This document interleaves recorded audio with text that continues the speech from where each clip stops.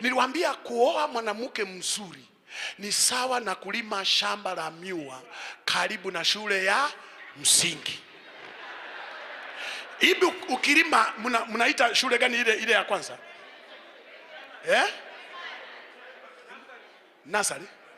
Nursery school. Hii shule darasa la kwanza, la pili, la tatu, kama kule nyumbani ni primary. Kwa hiyo kuoa mwanamke mzuri ni kulima shamba la miwa karibu na primary ambayo haina fence. Hivi kinachofuata pale ni nini? Ile miwa mtakula.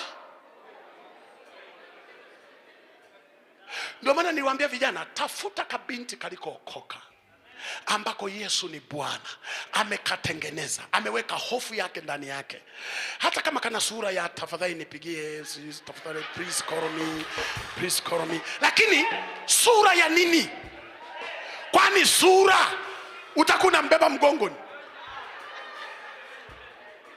Lakini yako kamama kana hofu ya Mungu ndani, kuliko kuolewa na kazuri hakana Yesu.